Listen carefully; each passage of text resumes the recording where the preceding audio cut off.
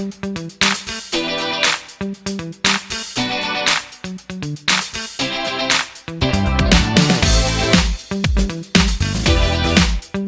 Assalamualaikum warahmatullahi wabarakatuh. Perkenalkan, saya Cantika Cindy Fauzia Nurfadilah dari jurusan Psikologi IAIN Kediri.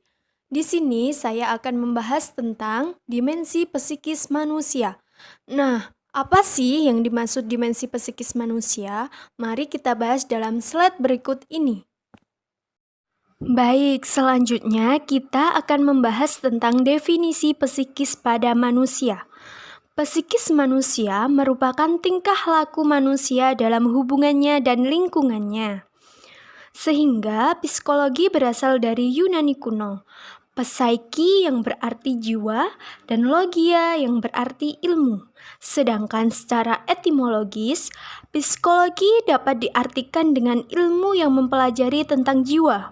Psikologi memiliki akar dari bidang ilmu filsafat yang diprakasi sejak zaman Aristoteles sebagai ilmu jiwa. Sehingga Aristoteles memandang ilmu jiwa sebagai ilmu yang mempelajari gejala-gejala kehidupan. Nah, jadi kesimpulannya, sejak zaman dahulu psikologi memiliki akar dari ilmu filsafat sebagai ilmu jiwa. Selanjutnya, kita akan membahas tentang unsur-unsur dimensi psikis pada manusia. Nah, ada yang tahu tidak? Apa sih unsur-unsur yang terdapat pada psikis manusia? Mari kita bahas dalam slide berikut ini. Unsur dimensi psikis pada manusia terdapat 4 unsur, yaitu 1.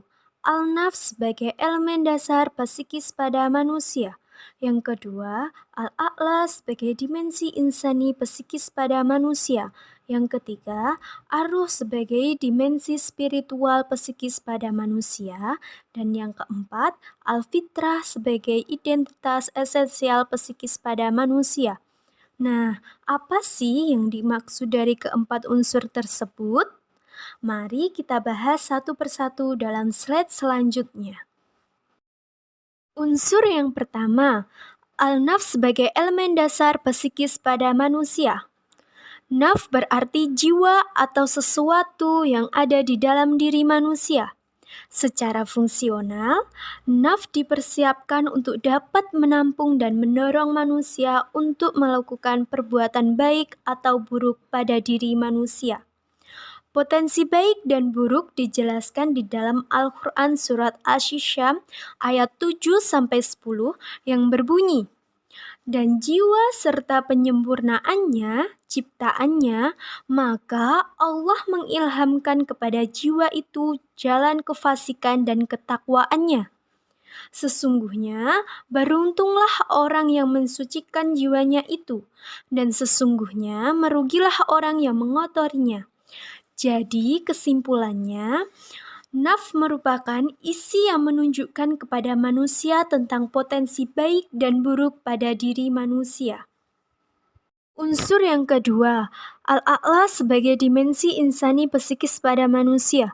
Menurut Ukhroy Shihab, akal adalah tali pengikat atau penghalang, sedangkan di dalam Al-Quran mengungkapkan, bagi sesuatu yang mengikat atau menghalangi seseorang, terjerumus dalam kesalahan atau dosa. Sedangkan kontekstual, ia dapat dipahami sebagai 1. Daya untuk memahami dan menggambarkan sesuatu yang dijelaskan pada surat An-Kabut yang berbunyi, dan perumpamaan-perumpamaan ini kami buat untuk manusia dan tiada yang memahaminya kecuali orang-orang yang berilmu. Yang kedua, sebagai dorongan normal, yang dijelaskan pada surat An-Naml yang berbunyi, dan janganlah kamu membunuh jiwa yang diharamkan Allah, melainkan dengan sesuatu atau sebab yang benar. Yang ketiga, sebagai daya untuk mengambil pelajaran, yang dijelaskan pada surat Al-Mulk yang berbunyi, dan mereka berkata, sekiranya kami mendengarkan atau memikirkan, niscaya tidaklah kami termasuk penghuni-penghuni neraka yang menyala. Nah, jadi kesimpulannya, Al-A'la merupakan kekuatan untuk memperoleh ilmu sehingga memiliki kekuatan untuk memaknai objek-objek abstrak yang menangkap panca indera pada diri seseorang. Unsur yang ketiga, arus sebagai dimensi spiritual psikis pada manusia. Kata ruh dalam Al-Quran memiliki berbagai makna, yaitu ruh yang ditiupkan ke dalam janin, ruh yang memiliki arti Jibril alaihissalam, dan ruh dapat pula memiliki arti wahyu atau Al-Quran. Dan ruh mempunyai makna sebagai tanda kebesaran Allah bagi makhluknya. Diterangkan pada surat Al-Hijr yang berbunyi, "Maka apabila aku telah menyempurnakan kejadiannya dan telah meniupkan ke dalamnya ruh ciptaanku, maka tunduklah kamu kepadanya dengan bersujud." Jadi, ruh bukanlah suatu benda fisik, melainkan suatu potensi yang mengandung energi cahaya. Jadi, ruh adalah potensi non-fisik yang terdapat dalam tubuh manusia dan lingkungan.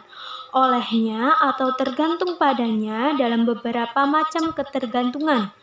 Ruh tidak terbuat sebagai hasil pencampuran aneka tabiat dan lingkungan, melainkan makhluk yang berdiri sendiri. Jadi, kesimpulannya, arwah menjadikan manusia memiliki hamba yang suci dan cenderung kekal, damai, dan tenang. Unsur yang keempat, al-fitrah sebagai identitas esensial psikis pada manusia. Secara bahasa, kata fitrah berarti al-akhilah, yang berarti naluri atau pembawaan. Fitrah juga bisa diartikan tabiat, yang berarti tabiat. Fitrah berarti kondisi pencipta dari diri manusia yang biasanya memiliki kecenderungan untuk menerima suatu kebenaran. Pada hadis Rasulullah SAW menyatakan bahwa setiap anak yang lahir ke dunia memiliki potensi untuk beriman kepada Allah Subhanahu wa taala. Jadi, kesimpulannya al-fitrah adalah bawaan untuk religius dan kepercayaan kepada Allah Subhanahu wa taala. Nah, bagaimana? Apakah sudah jelas dari penjelasan unsur-unsur tersebut? Baik, sekarang apa sih perbedaan dari keempat unsur tersebut? Mari kita bahas dalam slide berikut ini.